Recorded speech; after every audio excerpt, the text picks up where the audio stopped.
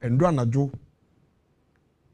as at 8 p.m. na afi na ordinary kasa ebe wie wo western region takrade waba bedun kran ene ma wako eastern region otoa ne campaign the constituency based campaign so na your videos kakra bia you craft your da me hear videos yi eno ye de e koso sisi e woda yi me hear kakra na yembra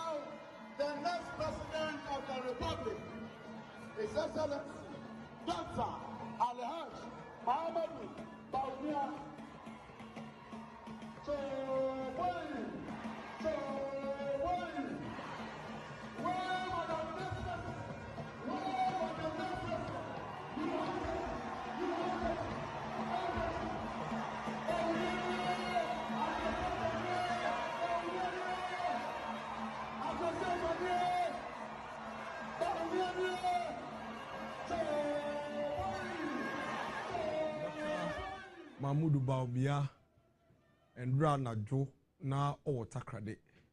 And ye obedun cry no say Debbie, a Juma or SCA to the Nimache East Raja. Meno Cassi, the more share our TV, see their AC air coso as we speak. A war or da Youth Connect program. And a Dr. Mahmoud Baumia and ne a mebun and ranty and maba a war.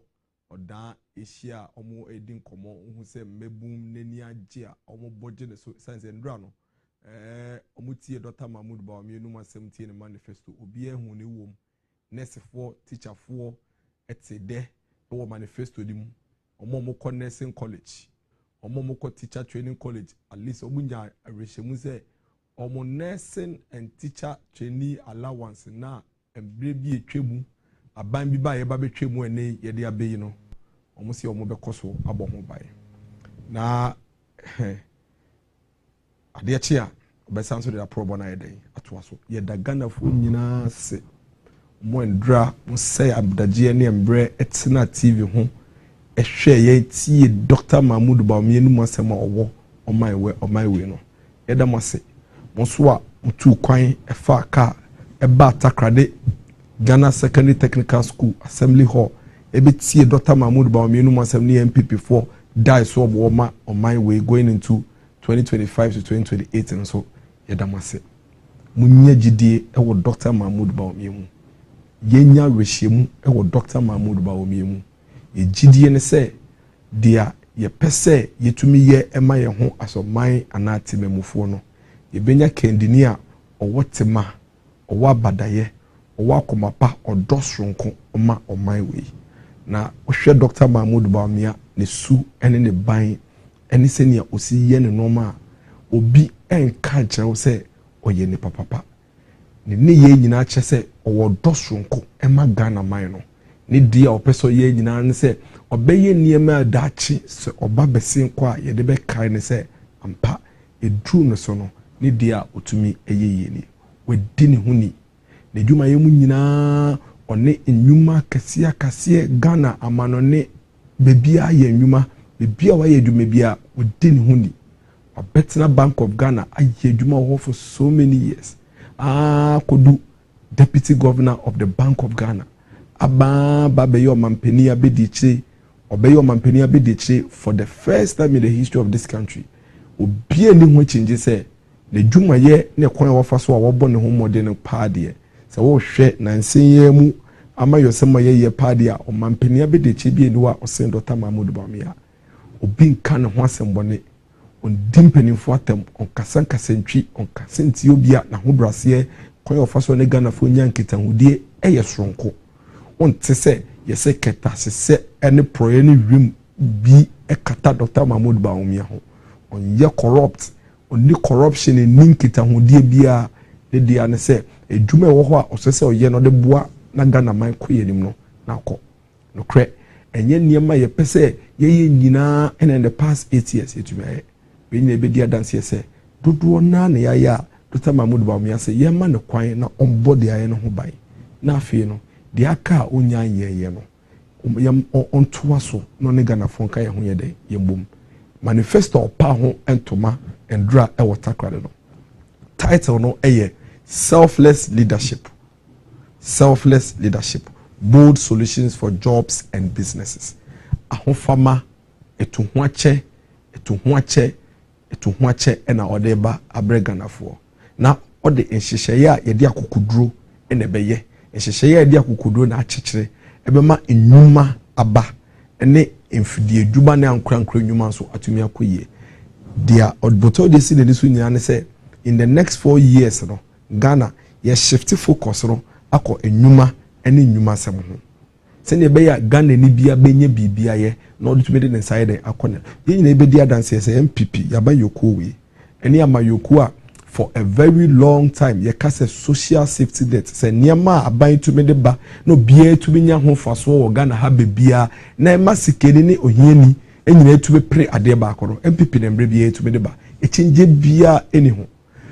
There is no way I be saying this for some social intervention policy ese MPP no betumi akabi ubi so mo musi wo mo ya akwan si social intervention yensu ye kwan ubi so mo musi wo mo de fund ye this school dan by yensu ye de fund ye this school dan ba o se ubi so mo musi o ye efenese o musi si market into social yensu ye si market ye yi ni nyina esi ho a de mo ye na ye nyina ye bi ni ye si chen a ye wo ne o ma bebre a ye MPP ye de aba o ma ye mo ndisi for baby by moncha ye ade ba ko a ndisi for de aba ese a ebe national health insurance scheme omu to be de ba akopɛ ba a ese a etise national health insurance scheme e bobo nsema mai omomo monche ye ade ba ko a ndc for to me de ba ese a etise free school feeding a ye de man kola sebe omo mmea ya na nkan ya ban na emo aduane bi di ankan sane community ka school o be ka trefie no moma ndc for nche ba ko omu to me de ba ese no President Kufuor had the free compulsory universal basic education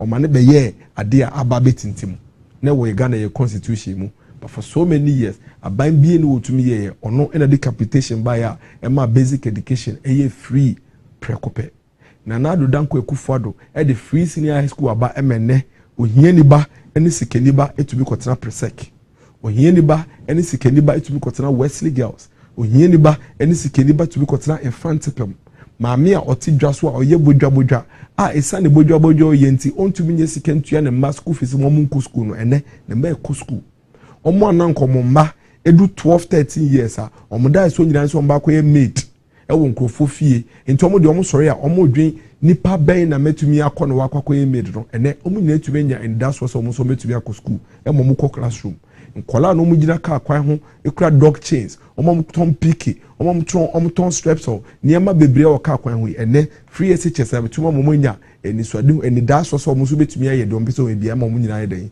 akɔ school NDC fonche ade ba ko a omo tumi de aba oman we mu a ese niema ma ebobo so yi ebi ni ho de omo ka so mo ye bia aban bia betumi a kire bi omo ye ba yen niema ma bobo so aye de abayi omu ni ba kompo a obetumi de akyese ya ba ye Dr. Mahmoud Bawumia say mbrantie ne maba millions over close to over 5 million young Ghanaians a ye boa mo makɔ free senior high school and technical vocational schools yi omu wie no ese ye penwuma emo into the next 4 years ne botaye ne dae so ne niso ade hu no emu oha ntwetwemu aduokoro 90% of ne vision no for the next 4 years no say ye de bebie enwuma mu atre na ma mrantie ne mmaba ne Ghana fo epe enwuma na etumenye biaye eno ene manifesto a Dr. Mahmoud Bawumia epa hontoma na ne kase mu no entotoye ode ato fam ehehye ode ato ho no nyina no emu dodo na no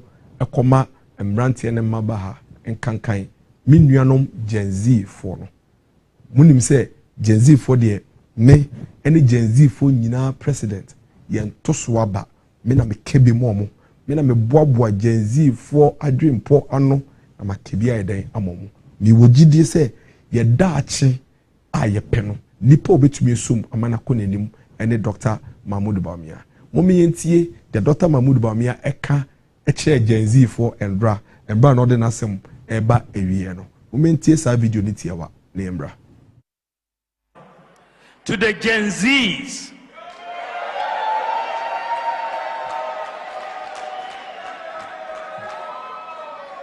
to the Gen Zs, I am well plugged into the new world you belong, and I know the keys to press to unlock your potentials within. I am your plug to your dreams of a prosperous Ghana.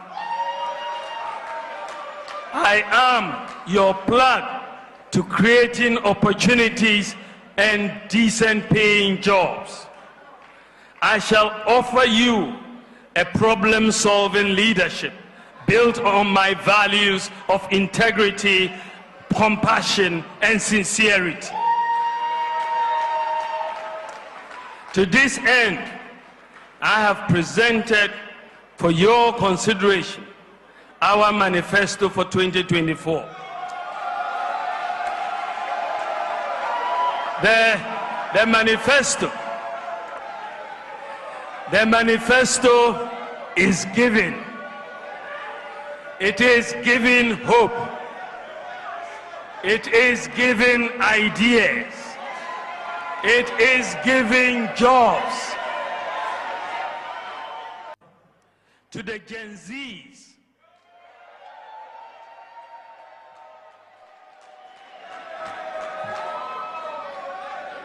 Zs, I am well plugged into the new world you belong, and I know the keys to press to unlock your potentials within. I am your plug to your dreams of a prosperous Ghana. I am your plug to creating opportunities and decent paying jobs. I shall offer you a problem-solving leadership built on my values of integrity, compassion, and sincerity. To this end, I have presented for your consideration our manifesto for 2024. The manifesto is giving. It is giving hope. It is giving ideas. It is giving jobs. Dr. Mahmoud Bawumia has presented clear-cut plans for the future of Ghana. No doubt about that. Ne die so ne ni so ade hu ni de ode ba ye nyina no ekije bie ne ho ye ndane dane mu untumi fe bi nka ho yi bi mfiri mu waka ni so ade hu awoma oman we na Gen Zs ene free city high school nti Gen Zs ye need to be kind, ye need to be tro, ye need to be tebrofo. We need to take our future seriously and make sure we are sticking with Dr. Mahmoud Bawumia as the next leader of this country. There is a reason the NDC are going the route they are going. They are going that route because they feel you were not there during their leadership. The former president who is seeking for your vote this time was president at the time when most of you were 10 years old. At the time when you sleep in darkness without really knowing what the cause was. The truth of the matter is that it was as a result of the former president's inability to raise the needed funds to simply buy fuel to power generators he had borrowed on credit. Some of them generating power we do not need. But there's a contract that says whether we use the power or not, we have to pay. And so the power is generated, bent, and then we use your taxpayers' money to pay for it. The truth of the matter is that under the presidency of the former president, a lot of your senior brothers who are unemployed and were looking for jobs, he told them to go and cut grass and organize stones and rocks from the bush and put by the roadside and sell. He told the medical doctors who were simply asking for better conditions of service that he is seeing so much strike that he is no longer bothered by labor unrest. He is almost like a dead goat who is not perturbed by sharp knives. That is what the former president told our medical doctors. He withdrew allowances of nurses and teachers who were in colleges and denied the poor children who wanted to be part of formal education the opportunity to be part. Over 100,000 of Ghanaian children whose parents could not afford to pay for their fees under his presidency so they could go to secondary school were denied the opportunity to go to secondary school. But in his mind, you've forgotten. In his mind, you were too young at the time to recollect all of these things. And so he moves around speaking as if he's come from another planet all of a sudden. And he rather begins to ask the man, Dr. Mahmoud Bawumia, the person who has never been president before, the person who is vice president, he tells him to do the things he is dreaming to bring to this country now because his government is in power. But we ask him, what are you seeking to come and do? You have been president before. The things you are telling us today, why did you not do those things when you had the opportunity? At least you, we voted for and made you president. Dr. Bawumia, we've never made president. You are a vice president, just as Dr. Mahmoud Bawumia is today. When it was your turn to come and ask for a vote at the time you were vice president, you told us you were merely a spare driver and that we should make you the main driver so that you can implement vision for us. You are going to create jobs. You are going to create opportunity for the young people. Rather, during your tenure, for 4 years during your tenure, you kept us in darkness. Businesses collapsed. People lost their jobs. People lost their lives in their theater. Today you come telling us same stories you told us in 2012 when you're seeking for the opportunity to be president before. And you think you can hide behind all these things and become president simply because we have a certain number of people who were very young at the time you were president and you're going to ride on them to become president again. We're sorry. It's not going to happen. Yebema obi foforo kwan. Yebema Ghana ni foforo ono so wa adwenche foforo. No no so de aba abeboa yen ne yetumi ya de achechire ye man we. Dia wo beye bia asomampeni no unya akonya se wo beye. Wo ye maye hu ye. Wo bu ya bonfia, wo bu ye nimtia, wo keka de wo pekire yen. Aden na wo gidi se wo betumi aba na nei wo yi ntuma foforo na wa be kasa che ne yeto aba man. Yeto aba man. I doubt if there is anybody who was in this country during the tenure of the former president today who would say ene obekwa koto abama former president Mahama. This is no new my way mu. Enu nti da mo behwa ne kasa o ka nyina ne na probo nyina yi. He has refused to account for his stewardship when he was president. And ka dey friend say o mampani a wabetwa mu de se wo pese esanto abama wan ka obehia yen a wo be ka kire yen embra ye ma wo ye o mampani no de awutumi ye. Na wejire no so na de to abama and then yes how. Rather, what you are doing is to ride on your so-called inefficiencies of an existing government to be voted for. Fair enough. But what we are going to do is that we are going to compare your performance as president and the performance as the president that we currently have. Because no you uko iko. Now see, you compare Dr. Mahmoud Bawumia to you there. You compare your performance as vice president. You compare what Dr. Mahmoud Bawumia performance. You bisa wa spokesperson. Honorable John Jinapo, yebisa ne say, ejuma bempa na wo ye as vice president at the time. In some more catch no, yebebo video na mo mahwe. Me pam cho mo hwehwe sa video de ma me why. We have that video. Please find the video. John Jinapo describing the role you, the former president, you played as a vice president. Yebefa wo ejuma wo ye as vice president. Ne ya fa Dr. Mahmoud Bawumia ejuma wo ye as vice president ni asese. Eno ne yebegina so ato aba. Na nkanya asemu nya reho a nkomampani president Wo the who compare vice president. Na tama na wo ye vice president na opo mampini di no. Ye the president esusu. One man me can say as vice president we a spare driver. It's here ma okwan na be main driver. You told us this at the IEA debate in 2012.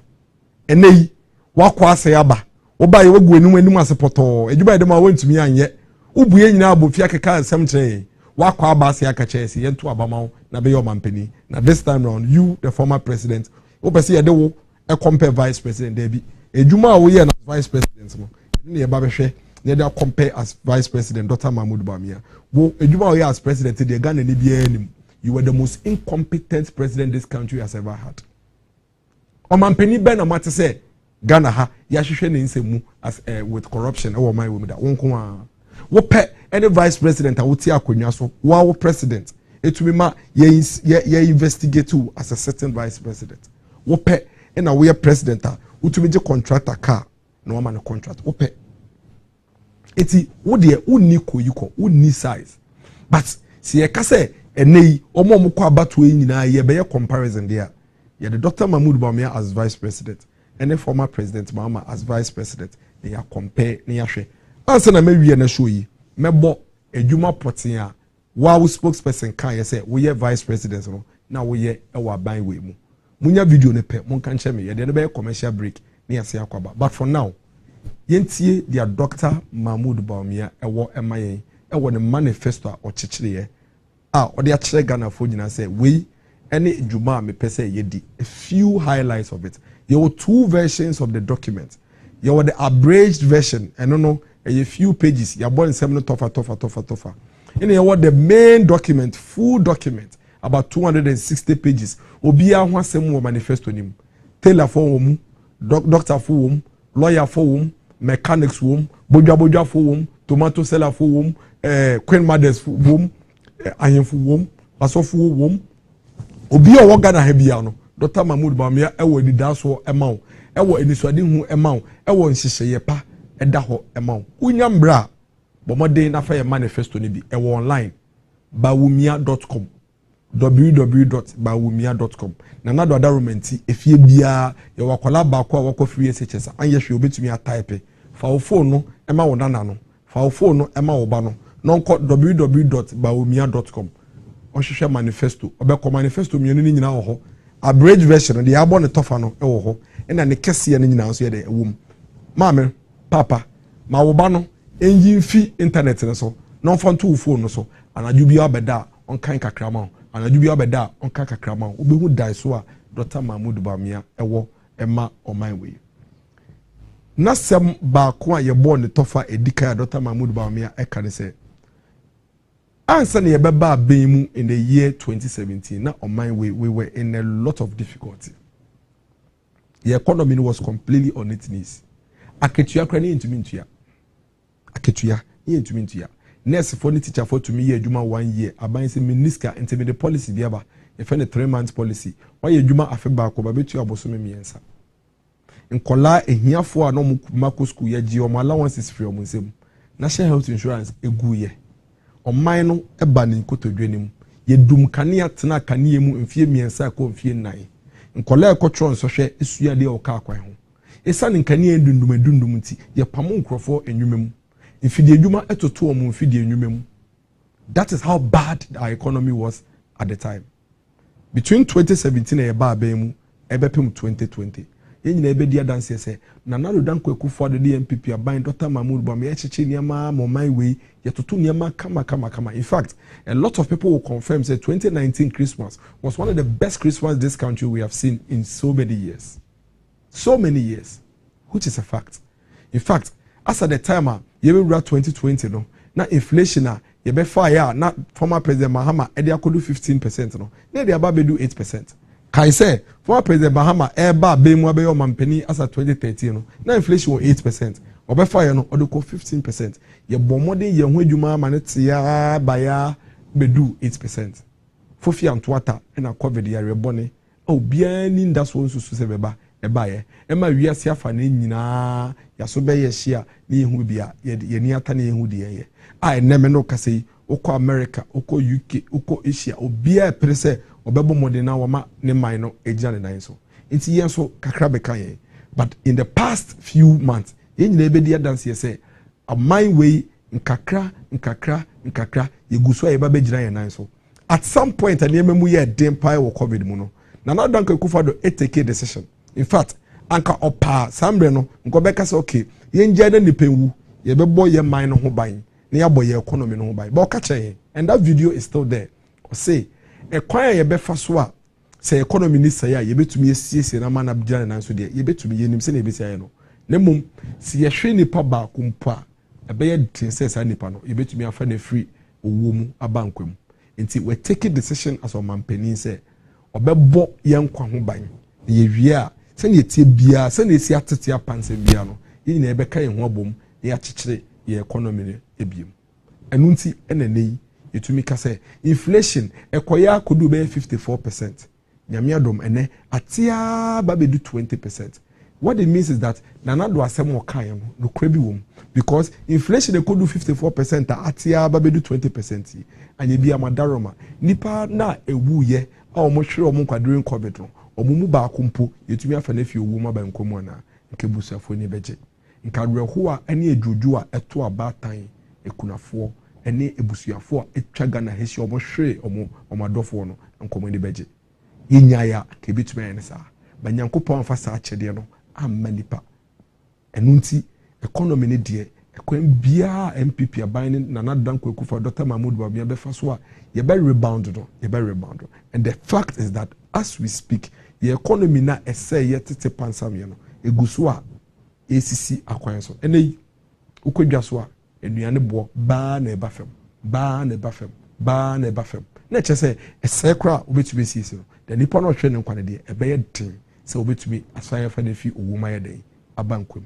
Dr. Mahmoud Bawumia say in the next 4 years no ye economy na e ho torchema and do nankasa gitumu e kan ye say ai e gitum niema mo ye din asetre mo ye din niema boa ye din so nkakra oguso a opia niema besisiye into the next 4 years no obeye niema ntentem so ne ya di niema toto akwemu na oman no sikasem na say jare dan so ntempre kope ade bako a obedu hu dwuma pa ne say ye behwe kwan be fa so a yesi kasem ntoto ye no enko bu mfa so enti dia wunya no ene na undi ema ne mbro so nti onemra ebi beba ne ye make sure say ye be hihye ekuo batan bi a o say ye be frɛ no Independent Fiscal Responsibility Council ne ya sen asesa emra na ekyɛ yen ekwan ye fa so ye ntoto yesi kasem ne de ebedi ne yende no yetumi adane dan na se ne be ya afi bia no ye ndi mbro dia afi etwemu no yetumi nya ye no so nti o say establish an Independent Fiscal Responsibility Council and amend the Fiscal Responsibility Act to add a new fiscal rule that requires expenditure in any year does not exceed 105% of previous year's tax revenue. Eti afi etwemu no sika ye jeje ye no se afefefo ye ko remu a ye de mra eba ye de be kyekere ye ho se na be ya ye nkodi mbro de a afi etwemu no ye nkodi mbro so oha ene enum oha ne emu kyekyemu enum 105%. Sene be ya mbre bia no ye gina kwan paso enti ye de mbra beba na kyekere ye na yetumi aye ne saa o say obehwe no wa make sure say ye betumi enyi ye sikasem ntoto ye economy nsem no ye betumi akọ about 6% na say oha nkyekemu ensia ye betumi egro ebu betre na emu abai na wode niema obeye no de atoto akwemu na sane ema ne sie ba no wa che ya no echenje bie de ho nkasa basaba se bie no ho wa che se obeye establish Minerals Development Bank eno no mechechirem o de data hub beba mechechirem obembe ki sure se yedwedie hu nsensem no bekoso yie ene niema bi ne nyuma bi a ne yen hyedan fa yeni die che bebre no te say emerging industries, sports, tourism, any creative arts ne ade na eya ne yen fa yeni die che bebre no de ni be die che ne tumi enso e create e ma nyuma dodo aba na oman ne sikasem ho hyehyeye ne ntotoye no emie bie kakra afi o say emre du say ye bepe kwan bi a aban ene ankrankra beka bom ayonkofa soronko bi so na maniam yetumi akontentem no kra ne say oman bia otumi ne ankrankra ekabom ekyekere oman no eya ne contentem na ye boy homode asoman ye hyehye ne ma bebre ba na dwimu no ogidi say bebia babedu ne mpempe so ya babedu no eya akono Emma say ankrankre babeka oba aban ho na de ayi na mebi nti obetintim mu na emu aye den se na be ye bitumi ama oman ni sikasam na dey akọ anim na ne botaye ne nisuade ho ne kese pa ne se obehwe na enwuma aba de data babu bamia ekedie ehihye bebre na de aba na yimrante ne maba ne mebun aye omomusu enwuma national apprenticeship program omo ko school sua eco school omo ko technical vocational niam bebre health insurance ye the kidney dialysis abeka ho ye the sickle cell abeka ho a lot of social intervention policies o say embrace say ye be channel ye attention ye de ye ni bibia behwe enwuma ye bebie ene enwuma ye betremu na emrantie dodo a wo hwa ye se penwuma momo no yapomo ene me no ka say aban any uncrown near the Akaboma, you creating over 2.3 billion jobs. But nipa dodo na negusu pejuma. Nipa dodo na negusu pejuma. Simply because even though we creating new no, adichi bia no, nipa dodo so aye ready so mu ye adwuma no so bebre beka ho. Nti aban bia no in 8 years e creating new to say NPP aban. And this focus agitu mu say the entire time omo ba aban mu 8 years no, omo creating new just a little over 600,000 jobs. No more kasa ejitu so mu create here. NPP abaye created 2.1 million jobs in 8 years. No government has done that. No government has done that. One day one from Kwama 160,000 jobs. Abaye bien why say nipa dodo aya form ewo nurse for doctor for teacher for police for immigration fire service bebre kwa Ghana Airport Company, Civil Aviation, Ghana Ports and Harbors Authority, Enyuma bebre, and he created in the period of 8 years 2.3 million jobs in a buy day created. And yet, you won't rent any maba bebre omu pejuma, rightly so. Because you will be creating 2.3 million jobs, but there are 4 million people, 5 million people who are ready to work. And so you still have to create more. Dr. Mahmoud Bamian said, we need to find a strategy to get this done. It's time to shift focus towards creation of jobs and expanding businesses for the Ghanaian people to be a bit more productive. The other kind will be training 1 million youth in digital skills. At the end of the year, the facts of the matter is say that ni secondary school say your tablet this year. The facts of the matter is say that internet penetration and in barely about 30%. 32%. Inti then ye internet no na ba o my we mu bebre ti se na ye hu ni. The fact of the matter na say no na Ghana ye niam no bebre ho a ye hyehye ni ye ma ni sie ni ye. Inti creating digital jobs no na ye nyan tintim ye. Ene no esa Dr. Mahmoud Bamian ndwuma wa ye in the digital space. Esa the digital literacy we raise akosro. Internet penetration a 32% or baby I could do about 70%. Nipa dodo na ni omu kura internet ni adinti. Ama Ghana for are you ready to embrace digital world na eday anymore. Internet me Gen Z foi and the young people of this country they can sit here in Ghana and work for companies outside Ghana. Oko India. There were millions of young Ghanaians who ye juma India. I can tell you on authority say, or ye juma in India, or to India no ye juma, so the company were Europe. The company no ye juma man no, or UK. The company no America, but to India no ye juma masa company no. That is what the digital skills can give to your young people.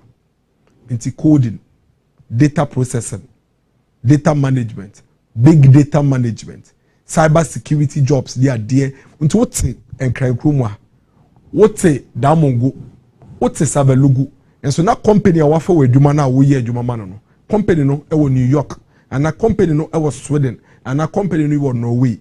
The only way a Ghana form rant and maba nso betumi akasa enwuma ya aba bebre a ekoso we wiasa fa na nyina ne say ye be monya sa skills no specifically Dr. Mahmoud Bamian say obe training 1 million of these young people in digital skills. No more so omotumenya nwume ya ewo wiase afa na obia eyebi. De tosumienu Ghana ha for the records businesses the companies e wo Ghana ha no emu 90% eye SMEs. Ese SMEs ni ye enjuma nkete ne ehone ho njuma small scale small and medium scale enterprises, small business, kweku menu ventures, akosi ansa ventures. So businesses nkete no gada ha enjuma wo ha no emu 90% SMEs. Ena yeso ye wo my we mu ye adwuma e wo my we mu no Ghana ha ye adwuma no emu 80% ye adwuma ma SME companies. But omu tie figures ni you. Enjuma wo wia Ghana ha businesses ne companies ne de nyina no emu 90% SMEs human nkete. Enjuma ye fo wo Ghana ha no omo ye adwuma ye fo mo ndwuma mu ni ade no emu 80% SMEs. What it means is that si ye pese ye bi enwuma pa na nipa dodo nya enwuma se ye di SMEs nechi. Enti Dr. Mahmoud Bawumia say he is going to introduce an SME bank. Banka omo de omo botaye no mo ni so de hu nyina ne say ye bodwa adwuma ye adwuma nkete Kweku Menu Ventures ese do dey ohine say you know Kofi and Sons ene ama ansa and sa enuma obia small businesses yi wo pese cash wo adwuma ni mu a SME bank no be ma usika na da tre wo adwuma ni mu wo tre wo adwuma ni mu a ebeboa no afa nipa dodo amamo ye adwuma no. That is one of the areas Dr. Mahmoud Bawumia will be creating the jobs. Of course, the minerals industry and its value chains. Dr. Mahmoud Bawumia di kan kase obebie minerals development bank. Na minerals development bank no edwuma na eba be say beboa na small scale mining enwuma edwuma no emu ebie. Na immediately the small scale mining sector will expand, there will be a lot more jobs coming in. Don't forget, it's already minerals income fund. And so minerals investment income fund. And so you may be in the lithium sector. You will never be a cost for bauxite. Guide deck for your mudie, iron ore for gas deck for so your mudie. By the time all these mineral sector ni na be kabomo na enuma ya bebe bie free wono enye bini, and he is going to support all these sectors for them to be able to grow quickly and recruit and hire our people. Create jobs through the National Cyber Security Workforce Development Program. Ya say and enuma ekoso we be asiafa dey na no. They are all hinge on digital space. Cyber security, data processing, coding, data transformation, software development. Those are the things that are moving the world now. And that is where Dr. Mahmoud Bawumia is looking at. Or say, Obe recruiting 1,000 special needs teachers. Oko School for the Deaf, Meme constituency. It has the constituency one of the most special needs schools. There was school for the blind. There was school for the deaf. There was secondary technical school for the deaf. Oba Miami school, Okwapman school. There special needs students, visually impaired students in the class. Ebimu eye partial, ebimu ye complete. You know me track like me class am tena ye. They are not ODBOD second or me class or you visually impaired. And so they DBOD second. It means that when you give support to our brothers and sisters with special needs, they will be able to do great things. Me class, e will Kwabman school, general at 1. Odi second sa me ye. Odi second sa me ye school. And there were several of them in our class. One of the best politicians I have seen in my life. Now a friend is saying visually impaired. And we really need to support our friends and our brothers and sisters with special needs. And we'll be recruiting a lot more teachers for the special needs school, no more training. We'll call school for the blind, Ekropong. You see the children doing amazing things. They need support from government. And government can use that avenue to even create jobs for a lot more people. Or say, Obe setting quota for recruitment of PWDs for public sector recruitment. Dr. Mahmoud Bawumia say, Ade bakwa ode to fem and say, or na mu and she share bakwa then the super and say, Abaye nyuma sem, Abaye jube bia ye fenipano. Obe shede ye bia sun chance we dear, ye de ma ye nuanom with special needs. Nancy ya wayebi, ye special needs for you. Since 2017, Bepemone, go to your district assembly and check. A lot of the district assembly common fund towards supported persons with disability, no, and for entrepreneurial skills. Jennifer B. Juma, Jennifer Yese, Jennifer Yese, Nancy Yaman on Yuma or toll booth here. Ye toll booth and send free or Juma same way, or form among permanent jobs. Omunya permanent jobs at the districts, our womb across the country. It's a bibia, a done in so over or abadaye stronko ema ye nuano mo special needs no, and that is why na dwen say free there kono abanye dwube bia ye fe nipa bia no yenja baako mienu bi to ho for persons with disability no mo so yembo mo ne yemfa MP omo. Employ more lawyers for legal aid, at least 2 for each district. Me di MC pen. Embra na me ye MC for Ekuapem North. Yenya issues ah. This Akokufodua. Ni Akokufodua Attorney General's office. No am a lawyer baako mienu say omeboa ye na on church on ye be my enti. Eto de bia a lot of the districts we find ourselves in difficulties before we even get legal counsel. Because then be say we yen hwadwuma be hwe no.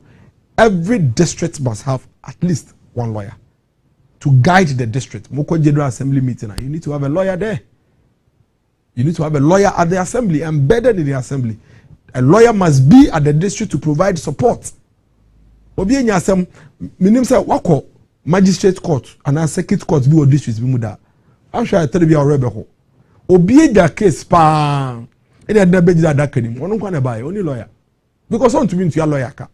It asem ne ba so di for onim ne na kotum. Nto bi aponche yese ko 6 months.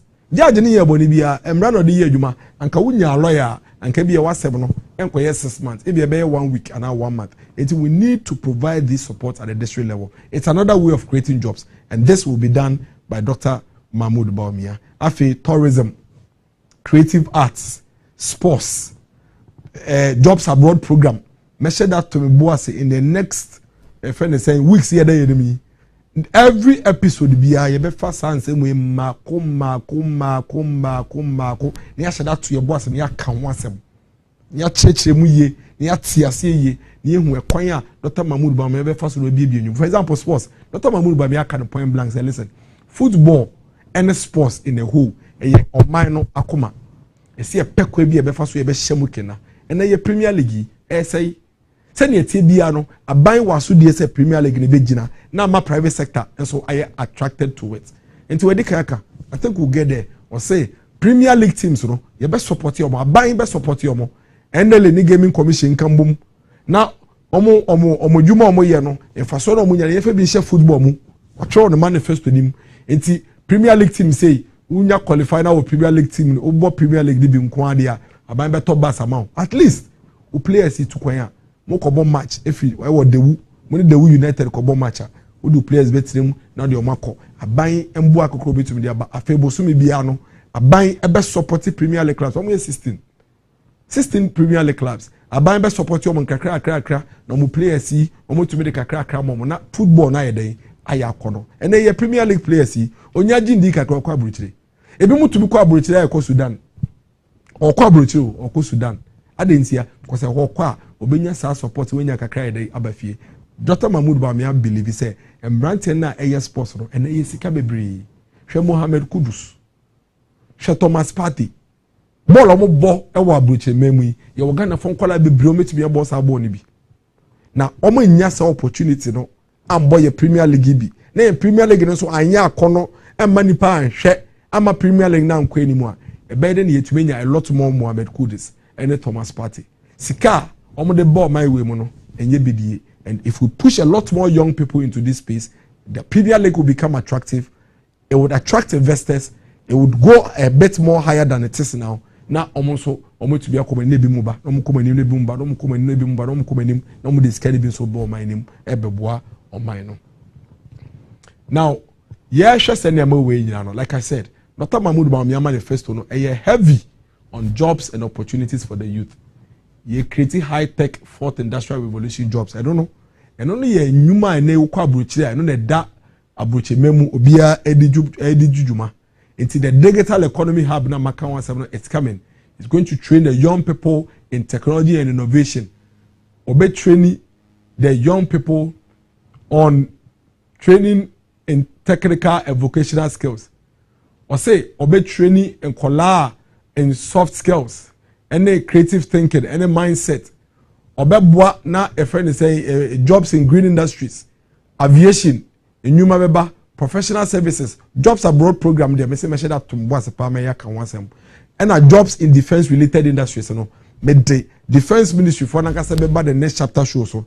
ne ya hye that nase ne ya ka sa jobs in defense related industries no wonsam sa ne me ya Dr. Mahmoud Bawumia ka wonsam ye be fa no mbako jobs in agri business, jobs in sports. Now, I thought be a jobs in sports. Now, here, Kumasi Asanto Kotoko, the Wu United. Now, see football team ben cry. They say, omo sika some former players he cry to today. RTU, Real Tamale United, omo Premier League. And say Real Tamale United etuka efi Tamale. Ebe sen kobo match. Any Dreams FC bebo match. The Wu bas ebia no munibi. Enunti. Out you are qualified by Ghana Premier League, and so no team member match. Obakra, Obeba players more akofem because the telebia Sikakro mbe tu kwa efi tamalabano eniho. Adentia nioma mienu. Initial investment no eya na wofem. The atosu mienu. Esa say initial investment no wofem nti. And to me ma team no any football na yebo no enya akono. But aban to me so ma se kakra bia.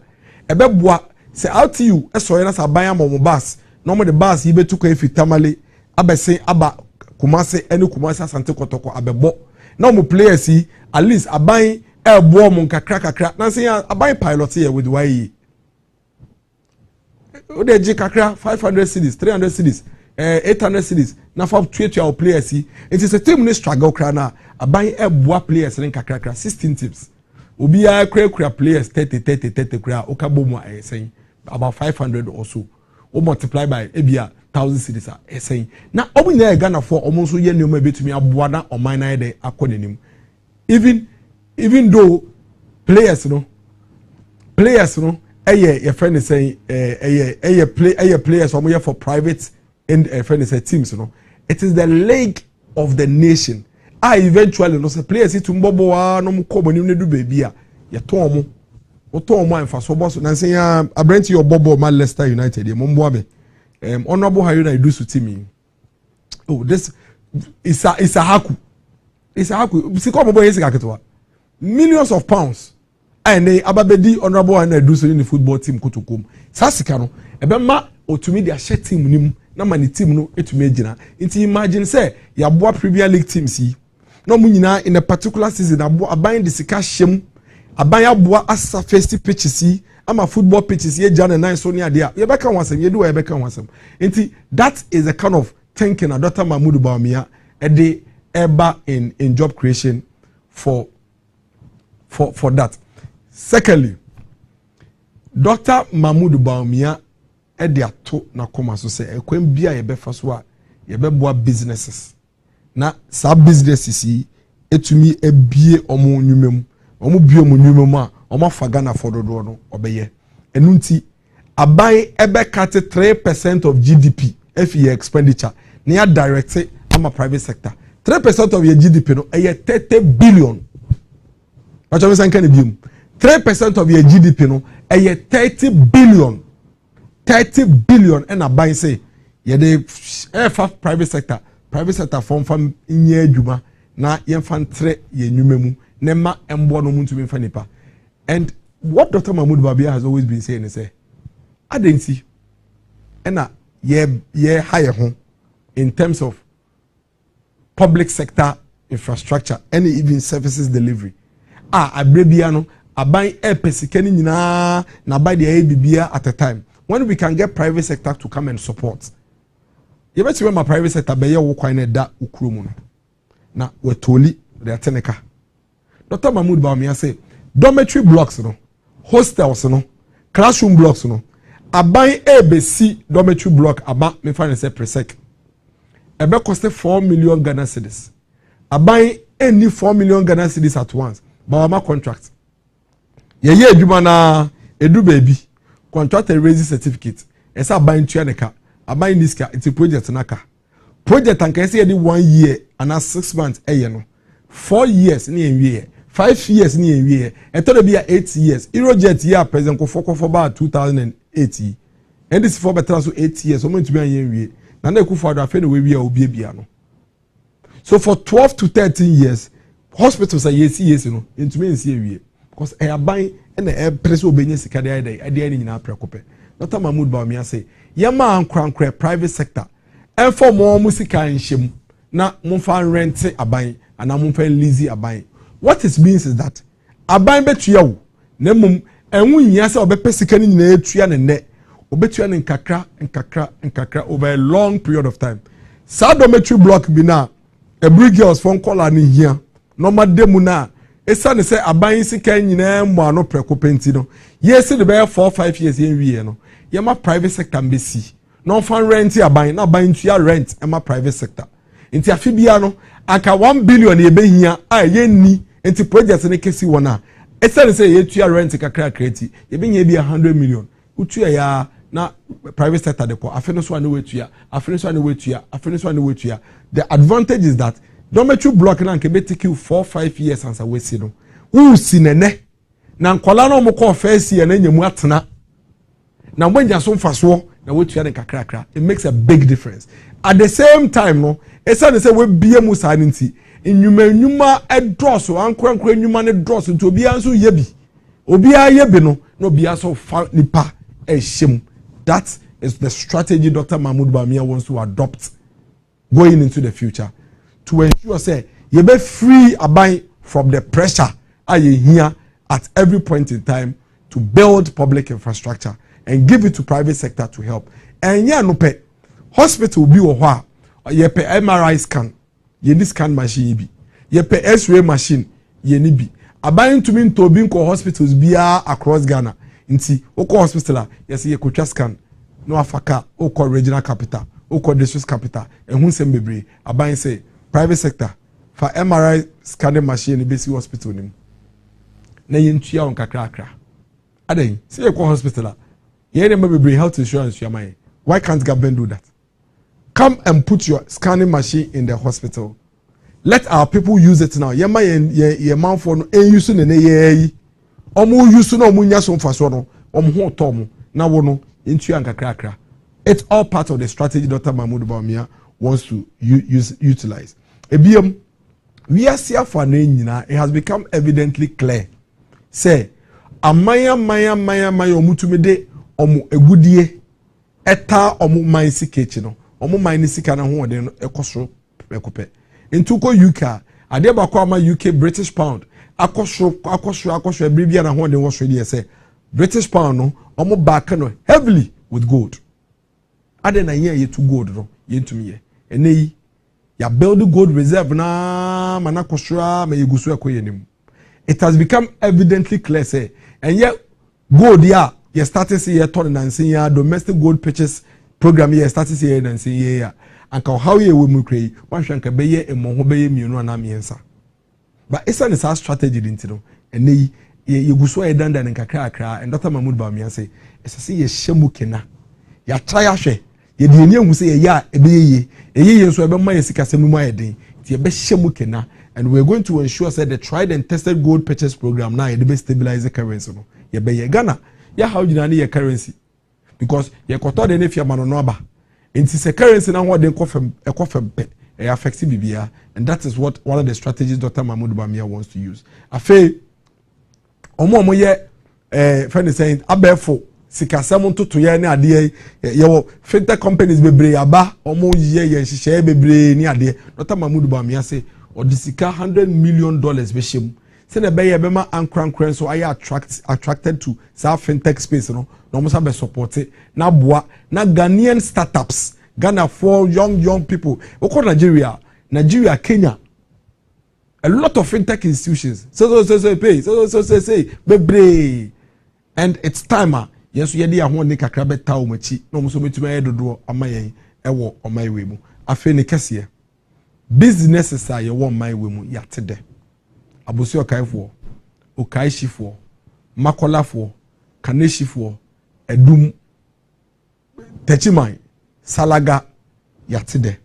Dr. Mahmoud Bawumia say oni GRFO edikan to kwan akọ Estonia akosua Estonia se ebe omo yo musika sem nhihye mehye da be no so ne akọ hwasem ntenei or the flat rate tax regime beba se ne be ya sa na tuya sei mateso na me de akose na me mpa wasem ntiro betua sei na me wo me shop no bi aba ote ose wo ton matike wo ton ma calculate ntu betua sei na ebe ye firi ho ye the flat rate tax system eba for all Ghanaian businesses and individuals. Enti say wo ton tomatoes so ton esam se wo ton engine dia wo ton bia no dia wo ton no enu bia na meton a enyina ebetua sika kro nsakra bia mbem nhihye bia nda ho no bi abaye bibi amanako critical amount ne kese dia efe de ene se Dr. Mahmoud Bawumia we nyina yi na odwen wo ene menso ye ho Dr. Mahmoud Bawumia say or the credit scoring system ebeba na credit scoring system de be ya ne say ebedika ya boa ama Ghanafo etumi enya niema ye beto ene niema ye be free niema ye beto ne yetua ne nkakra buy now and pay small sabe pepe na credit scoring system tie no crepa ne say ya yenim no yenim yeso ebebisa ne yembisa biasia fa na nyina omo makomanim no dodo na no yemfa sika enko shop enka se me beto akonwa akosi midemu yemfa sika enko car dealer ho enka se me diska beto car akosi. In fact, in some jurisdictions like in the US, Udi will sasha obotum now yi $3,000 kekkraba one share be ko investigate say now go first can be free. They basically live on a credit system. And the credit system advantage the woman say emma obia to minya sebe niema kakra bia obehia na wotumi akọ wanim no obia to minya bi ahoye bia nkoba. Enu nti na yebusuafo na etukwan fie akwama no nipa no kwa ya within 1 year no afro say oh makoto car fufuro oh me apartment bi ni oh me koto nkonwa oh manya fridge bi de tie ne say omo credit scoring system na the credit scoring system ne tie ade no nya yankore be ma wo gada ha no ye tonto ne ma no bebre na ye nya yanke de be free no tie ne kakra wo na mum ye ngin di say ye de ma obetua ena ye de ma wo so ne wantua e be den kwa ne ye hu eti na ye ni bibi sa no but ni Dr. Mahmoud Bawumia digital drive or diaba Ghana card e baye I ne Ghana card and one they register a mobile number and one they be your bank account Ghana card no and one how they are wo friend is saying wo tax identification number and one they your pension any ade nyina nti ama omo disika se hu dwa credit facilitators businessmen no akoma tom yem kakra se me dia de ma miracles na se miracles me hwehwe na me hu no kra me wakwan a mefa so ametumi atwesi miracles me hu no enti dia Dr. Mahmoud Bawumia de ba ne se ye benya a more comprehensive credit scoring system a ukoji besia wa ha uto ade we e wa ha uto we wa ha uto we wa ha o de momo tobi o de bank tobi o ye save tobi o ye te wo controller de ade nyina beka bom na ache se oh miracles no out of score of 1,000 no ni sika sem ho nsem anase obo besia otua ni credit worthiness no 800 and 900 it is a wo ko bi ho na wakoto akonya se o akonya we mpese meton on creditor o ko hwe wo credit score na hwe se uyo bi a se ye de mawo e free boa utua anase wuntua. That's all the credit scoring system is about. Utua anase wuntua se uyo bi a utua yes je the tua nkakra because one ye de mo utua okwa abuchia. That is what is there. Adensi eno bi person otakonya just why you adwuma be ne mogenia 2 years and so we service card akonya adenti eno bi person nya fridge e woni demu no de no munsuo just we service card 2 years until they nya fridge anu munsuo. Now this is what happens. E say say bibia e cash and carry Ghana hanti abrantia na baba no ko hide ya owuremo a e ne bag kwa no de wuremo oni akonya oni fridge oni TV oni mpa so beto sanya ma wei na se woka ni nyina aboma bia be 30,000 na ketua e 2,000 Ghana cedis e be den na wetumi nya sika akoto 30,000 sanya ma wei nyina nti 2,000 no bosu bibia obe 7,000 12 months na wonya 12,000 nti 12,000 no e bia okoto nkodwa okoto mpa no wase abese bia nti afa de oda mpa so ete akonwebo ni TV oni fridge ya tena kono de so eno kura kekekura ma pressure ko unya TV anka obehwe unya fridge anka obanu munsuo ba woni bi abroche na ntesa abroche no oji 2,000 okwa ya hwe se okay ye de sane ma we nyina ma wa bosumi bia ye 1,000 kura still beka 1,000 na otumi dia ye obibi no problem wo no ye bo obesi a wutua ye hwe wo sika so a wo je na Se bosu bi amount ye te 1000 what be 4 years e betumi to yesa na ma we nyina aka se ne be ya wo ntena se ntwen na 4 years ansa watumi aboaboa sikaye no beto sa ne ma we nyina nti ye de be ma wo koda mpa no so kotena konwa nim konum fridge nim nsuo kohwe TV no ene ne tua ne kakra over the next 4 years nti ade na nka wo de 4 years be boaboa no ansa watumi enya no ye de nyina be ma wo ene na we yusu na wetua ne kakra. That is how you bring happiness to your people.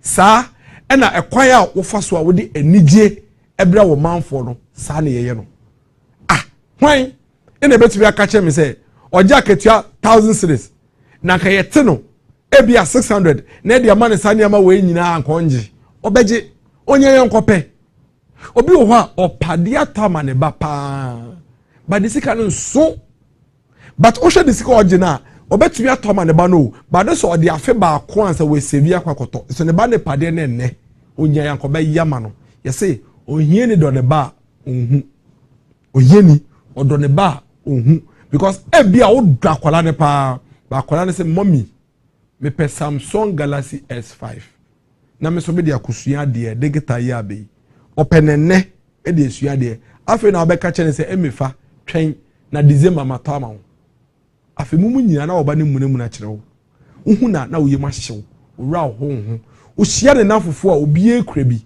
obi edisua de onya na nkono so kura bi no kure wobetumi atama no esansa wo ye adwuma wo enso yese boaboa sika no na nya ne nyina asa wato Dr. Mahmoud ba mesi be ye fi ho to sa Galaxy S5 no ma emefa enne free ne tua ne kakra esane se baby a wo kwakoto no omo nim se ye wo credit scoring system aba enti wo kwa ye ba ko hwe wo credit score so credit score ni chese wo yo bi a ye bo obesi a wotua ne ye hwe wo sika da wo je no ne ye hwe se sika ne ye tetewa wo betumi nya bi so ahwe fi a ye betete wo kakra na ade na emefa pen no wotumi ataba no na wo ba ne hu se no kre nso wo do no mpa na wonya obeda so no wotumi ato no wada so ene na wantwen afe anda fam afe asa wonya mpa na da so TV na nso pe bi ahwe no na wonso wotumi nya bi ayeden ahwe sa ene ye di enije ebre ye manfo and that is what Dr. Mahmoud Bawumia is introducing. Now the bako masade we jira ayeden say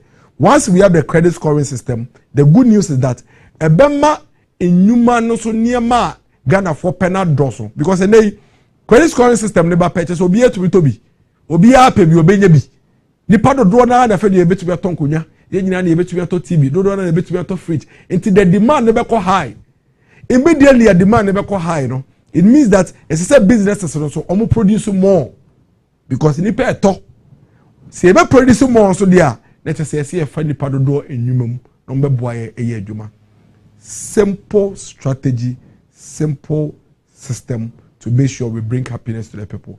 We because oh na den o abemu adada onye dada na your Ghana card. Dada na your Ghana card. O man peni dada no ka che say your abemu adada dada yen no. Oba 8 years o to be the Ghana card why. Dada na your Ghana card. Afi ni yen bi. Afi ni synchronize system ni nyina. Dada na your mobile money interoperability. First no. Now to be send this guy if you MTN momo e ko Vodafone so. He afi ni to be nti afe na mrena so ayeye we ebe because we no ase na ebetumi aye no yes ya sa na ma we nyina afe na mrena so ebetumi aye sa na ma we enu nti na ne mbre aso ade bia wo ne mbre ade bia e wo ne mbre yeti we ase nipa no ye wakono de bebre but bibia e wo ne mbre afe na credit scoring system no so aso we eba manhiafo eba ma onibiefo eba ma omo ankobu nya ankobu pe eba ma maamefo ne papafo omo domo mba eso sane ohie nti omo manhu se omo domo no eba ma omo and Dr. Mahmoud Bawumia will use it as one of the ways to create jobs for the people. Mining sector is one of the biggest things for this country, but of course your challenges yenya concession assassin ya dia wo yenya assassin no esi etu egudie no wo ba yeniska ni akofa broni onfa na sika mbeboa yen oba yama na 90% ni ya fa 10%. Yesu yenya bi yeniska ayede betu ntini akonsuo nim ni ekotu nsuo nim de no because I want to nya den ni yesay yensuo no. Dr. Mahmoud Bawumia say yen boa ni yen reform yen sesa mining licensing regime no yema ne emungo kakra na Ghana for no mo pebido obi entumi nje license ni bi oje license ni wia eno be ma yetumi regulate no ne yema na man ne ewo kwan papa so na onko nsuo nim enkoye nsuo nim basabasa nempo se de be ya Ghana for ankasa be oni yankasa ne ye benya ye ho na insase na ye tu magudi be yankasa ye de nti obema mining Minerals Development Bank aba some Minerals Development Bank the omo be ya ne say small scale miners and the mining project and the mining areas no wo concession when you obi bia o de be mine ya na bank na mauska na o de ahyemu na de tu gold no nkofa broni bi meba no me fa gold ne nko no ma 10% one kasa obenya support from aban Minerals Development Bank udu kotu na wenya gold na wetua bank ne ka aban ato gold no through the gold purchasing program na de ataye sika na chi na yesika na ho dan yeden akoso o say obe make sure say aban no ma bebre wo my way ma aban neto aban purchasing power na strong aban to books aban to school uniforms aban no de man kola aban si school dan aban ye ka kwan aban to ne ma bebre aban to ndro ni ade o de mbra beba me pa mo nti o o de nhihye bi e friend buy Ghana first for all public institutions say we aban adwuma nko na say wo kwakoto parazona to parazona ye ne Ghana ha ebi ni ho na wato no abrochire ba say ye parazona Ghana ha nko ade a to ani bi na no onfa na no keke enka because ogitum say in the past no ya aban aba ni aban ye atwem nyina try say ye be yes ade we ntumi ye this time esu ehu ya ye nya ni nyina kire say si ye de mbra eta buy Ghana first friend say program ye chia eni mu ahode be koso nti ye be sakra public procurement laws ni mu kakra or de be ko parliament ni asakra mu kakra na ya chichire wo public procurement law ni mu say wo beto de bia na wo ya ban adwuma nko ade a ade na wo beto no say ebi wo Ghana ha ye ne Ghana ha to ha first say wo nya bia say wakwa abruchire na wase achichire auditors na internal audit systems ni mu say na be ya audit committees and the tender committees no mbra be chichire mo say hwe pefe say ade na ye to no ebi ni Ghana ha asa wato de wa abruchire e wo Ghana ha nko na ye wo Ghana ha nko ade a de ye wo Ghana ha no eno na sese woto de be ma na ba ne say ebema Ghana fo mfidi adwuma nim bebie na Ghana fo mfidi adwuma mu bie no na omo fam rantie ne mbaba hanso adwuma mu etoso mu eboa because adwuma ne mu bie no obeki nipa ma na ye adwuma na waboa na wa fam rantie ne mbaba remember the strategy nyina na say yebema jobs aba na businesses are expanded strategy nyina na say businesses be expanded businesses expanded ya yebe fa nwuma e dey na businesses expanded when the demand is there say nipa bebre eto ade na ema businesses na expanded enti kai say or the credit score ne ba say na be ankrankra ba akoto o ma na nsi ho abaye dwuma no so o hye ye kete or the bright hye say o beton ko ade a to de ne Ghana eno beboa na Ghana dwuma no mabie ama famrantie ene mmaba adwuma mu afi I earlier on spoke about the taxes or say or the tax nhihye or the beba or better small scale mining gold reduce withholding tax for small scale gold export to 1%. Or better so, implement a flat rate tax for all importers. Or better so, or better making sure say importers, spare parts dealers, or more importing them in a flat rate. Waiving of interest and penalties for failures to file taxes in previous years. Abolish betting tax. Betting. Tax and that betting so no also be true. Now, all the taxes she say in a baby, fed obi say Ghana ye taxes share no emu ayede emu ahenhan afede enwuma no niema ekoso obi abetumi no hwahye no se de be ya obia oye adwuma o man bia betumi akose meso mpese metua me tax no o say wo kadada na wo de from previous years no enu nti ama wo suro se wo ba na wo yi wanim se wo betua ene tax na ye de be dan wo ka no o se me de achew ye de ni na achew ya pepa afede bra be joy na wo so de kakra wo betumi contribute ene no contribute it's say yama tax and semono are convenient amount and that is what Dr. Mahmoud Bawumia has for the business people also you be making sure say your duties say you tua e water port no you be making sure your duties no either say e beba fam kra na say anya hwe krampo no ene port a e ben ye Togo ni ade no omo duties e be pe na me say bi say in a Togo ye duty free na me say this is for day and this is for say Togo ye duty free nti I can just say Togo duty there's a Togo no what you say yeah so okra adefi abroche ba Togo Porter no one anti me say NDC deputy spokesperson for former president atro say yen kan because papa peni pa Dr. B pa atro say Togo e duty free to omo nyina agedi Togo e duty free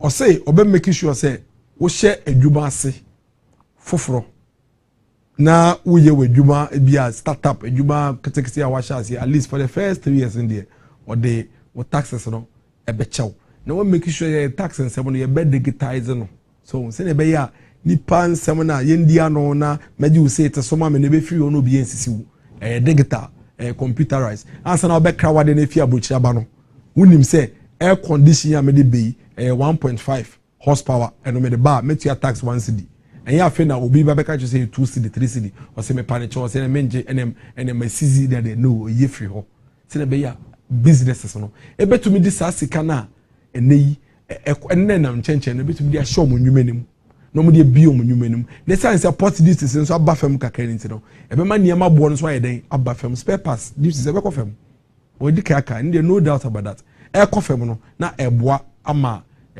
friend saying spare parts ebo no so ayeden e kofam ya can digital economy no nsem bebre training of 1 million young people establishing a national robotics engineering lab, providing venture funding and grants to support tech projects, increasing internet penetration to over 90%. And they, yaba bemu 2017, na internet, it is a Ghana hano, a bare 32% coverage. And then you're moving from 32% to 70%. That's amazing.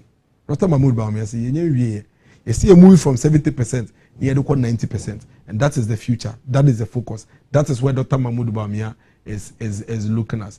Or see, ye countries are actually here.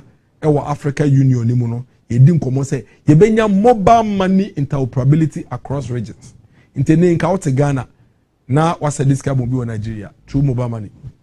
I know. Also to Nigeria, no one send this card to Ghana through mobile money. Stress be no. To say that I will send this card MTN, Echo Vodafone, Echo Airtel, Echo Telecel, no. Sape pepe na out Ghana. No one send this card to be momumu or Nigeria. That is what Dr. Mahmoud Bawumia is pushing. I feel also E11 no. Nembre aso say ye be ye free ho. Di media E11 be di ye no. E di ewie. And Dr. Mahmoud Bawumia say it's say open your mind no towards the digital space.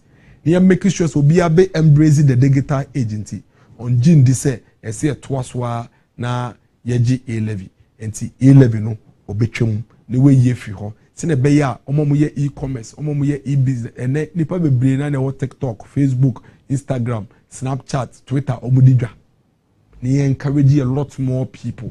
A lot of young girls, a lot of young girls, young guys are omo business, only shop, only dine, but a lot of good business within the digital space. E11 no, Dr. Mahmoud Bawumia say, ye be E11 no, if you ho.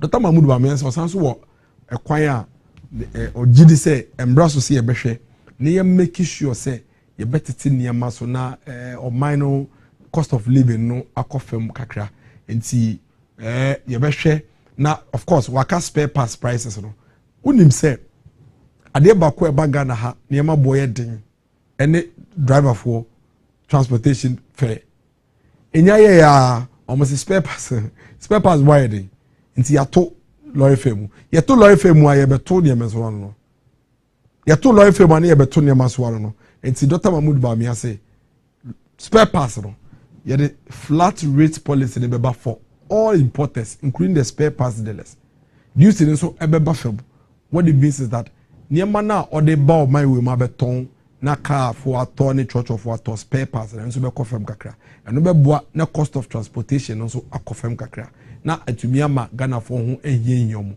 kakra nso ode ahode stronko pa na eba be hye ye agriculture and say we say be ya food prices be kofem na nsin ya me call market say me call tomatoes I think about 6 months ago me call your tomatoes biensa yes 40 cedis say hey biensa o yes for say hey ene ukọ na say ukọ tomatoes a bucket ma yes 10 cedis ene bucket ma adoso market micro adoso market me beye you to bucket ma white paint no and ma is 20 cedis.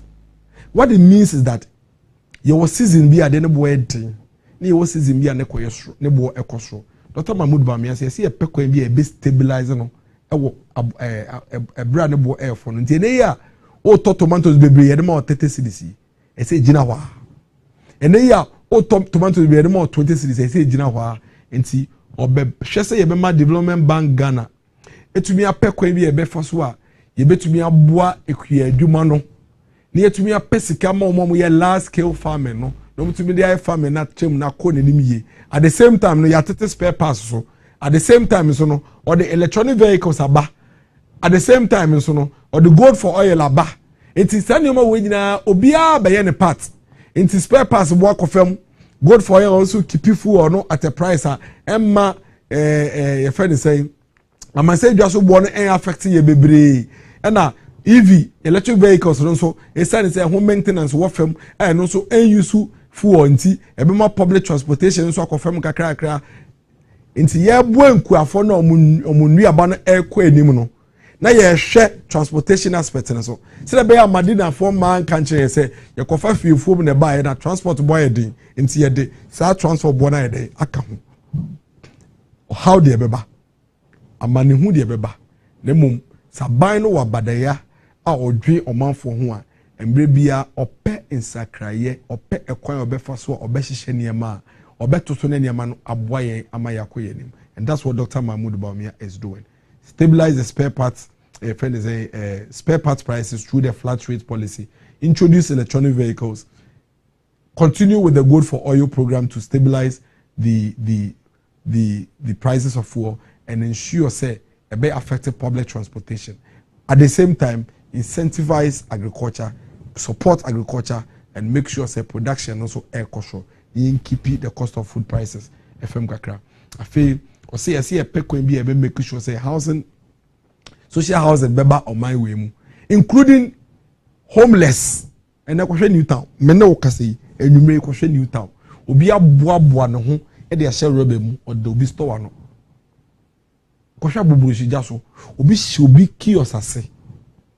Dr. Mahmoud Bawumia say let's provide shelter for these people. And you see, you say dia waye bi pen no ene ye money bi say on san ye ene kai yefu we see hostel ama bebre me no ka say ye wo kai yefu a me no ka say nyume o da hostel o musua nsan edwuma o mba wi apon mo no makope bebi atono mo so ma ye o madwuma ye wo kai yefu a in the past month Dr. Mahmoud Bawumia kai ye program a training o mo e wo mo hostel ene o mo classroom a o mo wi a ene o mo je contract ebi mu ye makeup ebi mu ye pastries ebi mu ye liquid soap ni ade e wo my way mu enti obetrem let's build the shelters for the homeless na ye ma adan so a ye se ne dodo ye se ne bebre na ne bo fam no ye fa dodo so ye den embra ebiem o say sa rental assistance scheme ne buy na ye dia go no thousands of people in are benefiting from the rental assistance scheme and these people go to the rental assistance scheme support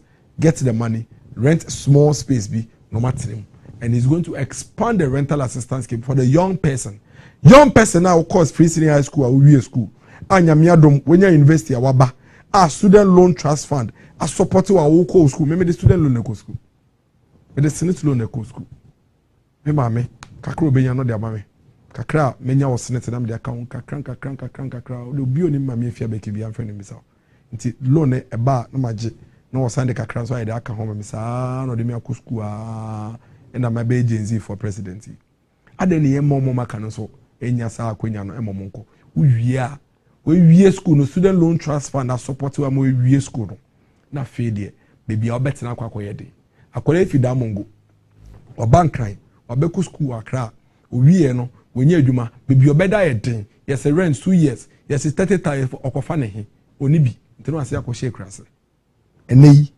Dr. Mahmoud Bawumia the rental assistance scheme aba uhu o wasate bi enimu a na wakoho na wakoje support na da ko tua rent na utua ne kakra over thousands of people and akoje support with the rental assistance scheme or say obetrem nkola yo mo university yan nkola ono a na osiso o masea mo akọ secondary school free ya mo bedu university o mawie na mo wie a o gidi say e so support you omo no mo say nya baby di omo tito no mo nya adwuma pa biye obi de o say wo hie ni no a wo ni ska do beba o do ba de beba school no on to be mboa wo ba no oni mboa bi o do be ma wo ba na ma na ko secondary school na mom sa wo ba no mia nani no wie secondary school no be do university a oba first year na level 100 no ne university for example academic facility user fee obi akọ university bi enim say academic fees no components bebre your afuf your residential facility user fee your academic facility user fee SRC ne ma ke ka on bebre asabe when your academic fees sa academic facilities user fee no and do 30% of our academic fees in akra o say wo ba eno no metua ma na metua ma no krampo no me the student loan transfer na be ma loan na loan e free loan e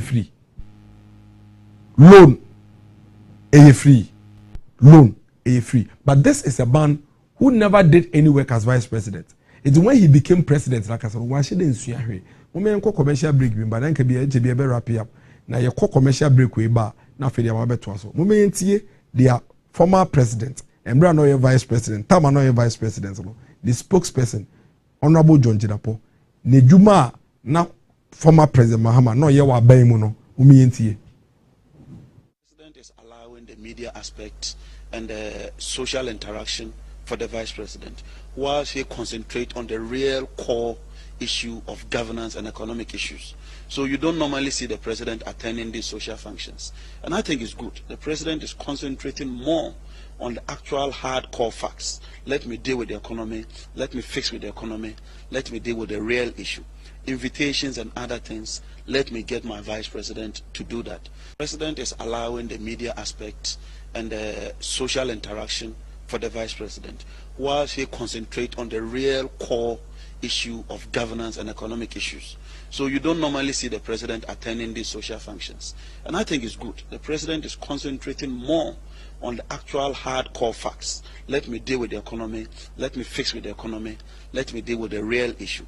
Invitations and other things, let me get my vice president to do that. The president is allowing the media aspect and the social interaction for the vice president, whilst he concentrate on the real core issue of governance and economic issues. So you don't normally see the president attending these social functions.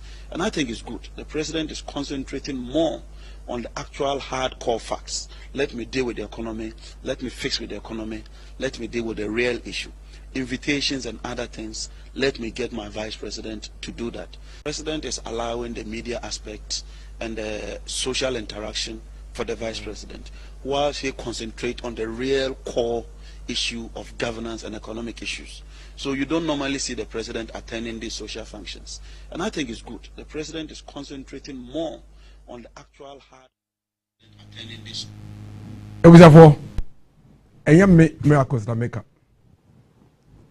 Omampeni nankasa Embra no ye vice president no video we a video ana honorable John Jinapo or ye spokesperson to the vice president at the time ono ankasa na any central for ekasa on business say and you be our boss vice president abai we na djuma bempa no ye and there was a reason why on business asem at that time because no mu hu dia vice president Mahama no ye on bi ehu so say na djuma po ye wa abai we mu ye den or say Omampeni former president Mills, Yamefa Recreancy, essay on no president in there, he will concentrate on the core government business.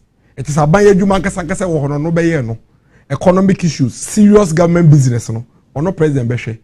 Nemum social functions, no, invitations here, invitations there, media, no near Diano, or no vice president and handler. No. So that was what the vice president was doing. I didn't say it, it's a spokesperson. The spokesperson is saying that. But almost a video man be some why or say Embra na vice president muntie Embra. For the vice president is allowing the media aspect and the social interaction for the vice president, whilst he concentrate on the real core issue of governance and economic issues. So you don't normally see the president attending these social functions. And I think it's good. The president is concentrating more on the actual hardcore facts. Let me deal with the economy. Let me fix with the economy. Let me deal with the real issue. invitations and other things, let me get my vice president to do that. The president is allowing the media. It's allowing the vice president to concentrate on social interactions and the media. Whilst the president concentrated on the core government business, the economics, and all of that. This is the vice president Mahama. And see, we are not surprised that he failed abysmally as a president. Because as a vice president, he learned nothing. He did nothing.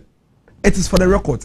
NDC from Bechre Juma, vice president Mahama, at the time. I would never compare Dr. Mahmoud Bami Juma. I didn't know your vice president. One concurrent chair, Professor Mel say, me a vice president, so me yen yama make us a me yen and in. Or no? Tama no vice president. The spokesperson say, on Mampeni Mills catch and say, on concentrating on social issues. Invitations, on speech and prize giving day, training college for a year our day, and a graduation near the no could be a year say near there. Now on Mampeni Mills on concentrating on the serious core business. And serious government business, the core government business, economy near there. No, Professor Don Kojidi say which way the man confirm. Into we your Mampeni Abedi China, the way and so social invitations our day, graduation. Naming ceremonies near there. A better now my obey your Mampeni way to make you papa. Dr. Mahmoud Bamiyan say ma okano. And they say ye dache ehun ehiano. Ojidi say o share dodo na owo eda homayin. Ene ya to ye boase. Ya cheche nsem ni mu a ya ka be 8 bi pe. Akamba komba ko highlight key highlight no. Aka 8. Ya me adoma ya wada. E be san so aba be to 8 na aka no so. Na ifi na watch we ekwa copy my baton no embre bia e dem penifo ba ko mienu ba betena ha ne no mwatwetwe NPP manifesto na Dr. Mahmoud Bawumia e de atodwa no ye bedi ho nkomo no mato mo boase no ma chirechire nsemu no ma biebie nsemu ama yehu senia etete NPP de ye gidi say every Ghanaian must have the opportunity to vote on issues. No insult, no personal attacks, no violence, no threats, purely issues, competing ideas. Why ena ni swade ho no edi ekwa enim ebro no yonko de so eno ina ebegina so atoaba okotoaba bisa ho say between former president Mahama and Dr. Mahmoud Bawumia vice president why ena wugidi say obetumi enya gidie wonimu say dia oka no ebetumi aboa odache baako enya yon mampeni da Dr. Mahmoud Bawumia baako ababe yo mampeni abedi chire wasai ababe yo mampeni oyo mampeni abedi chire no ne dia no ya ne say okọ awade ekọ naming ceremony ekọ wedding ekọ graduation o mampeni abedi chire Dr. Mahmoud Bawumia atro ahyehye niam mako over 40 a ono aso mampeni abedi chire utumi aboa ede aba abebo man we dodo na ene yenyina yenim ene se yepese yesese mpenifo mienu we a de omu nyina ye bi pen eno mampeni abedi chire baako kwa awade ene graduation baako ede zip line drone services aba oman we mu baako ede mobile money interoperability aba oman we mu baako ede Ghana card a eye comprehensive interactive across database aba oman we mu baako ede e-health aba oman we mu baako ede so many progress and aba yemai we mu baako kwa awade baako graduation baako kwa naming ceremony omomu hwan na wogidi se wode wo re na wo da chehye ni mu a obetumi ayama ya yefa ya wada ye besa so abaye fa na aka no na fe ye wi a ebre bia episode bia do ya to ye boase ni ya cheche mbako mako ye mo bia kwan na onfa attendie kasentwi ni kasabasabasa embe twenyen emfi off grade MPP de bia wotie be NDC ni hye webufu a ignore him ko Ghana ni no to aba no ho na ko ka Dr. Mahmoud Bawumia nsempa no enche no eneyi ubi so mo ncheche omo policies omo de bemu no mo di watem omo de policy ba ko ba omo se level 100 foi within 24 hours omo ni cheche mu en9 en eba eso dia youth organizer say universities nko polytechnics nka ho communications officers say polytechnics eka ho policy director eso say ade no kra loan omampeni na kasa so kra say ade no loan ade chinya omampeni na kasa so asasa na no o say ade no kra loan biem afede free ye ba kwaje wo get fund ade chinya youth organizers say ade no get fund ye be your student loan trust fund ade echi policy director say ade no student loan trust fund ye bibi basa saa no mo de pudong ba ye 24-hour economy obi say wache obi say lions obi say tigers obi say techimai organizers ensem bebre yen clear succinct unambiguous without confusion specific policies. Your policy for the mason, policy for the carpenter, policy for the mechanic, policy for the lawyer, the teacher, the civil servant, the local government service worker, the doctor, the nurse, the midwife. Obi abetima jimbiaro. Ofa Dr. Mahmoud Bawumia manifesto da obi hu. Mr. Mo fa www.bawumia.com. Okọ ho a untumi nkọ afa phone ma oba ene nana dunti akole bia tumi kura phone okọ school obekan. When you go to the website, pick the manifesto, download it for your mother, download it for your grandmother. Every evening before you sleep, can one line ube hu ewom. Nyame ya doma ya wada. Ye best one sweshia. Ne ya toa de aka ye wie na so. Ye de ye ndi atem. Ensem no se ne sisi no ne ye chechire mu. E droso de eso ye beto ye boase. Ye bese embre ne ya chechire mu. Abo 9 p.m.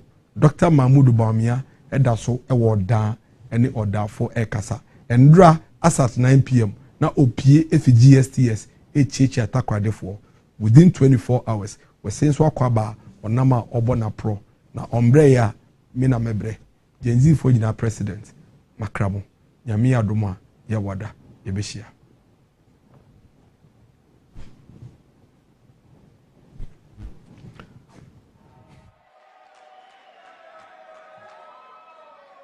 To the Gen Zs, I am well plugged into the new world you belong.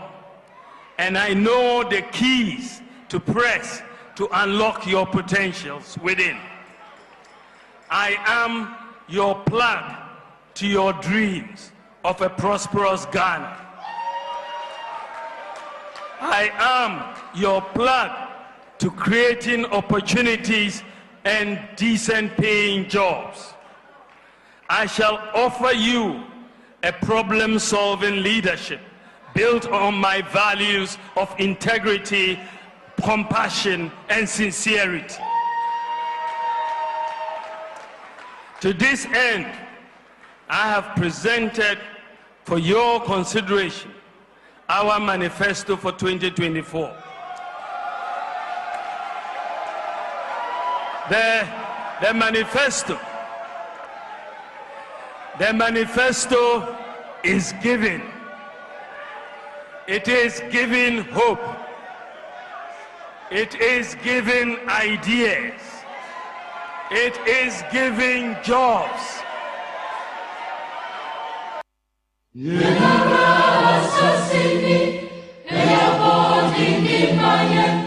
Moja na num chego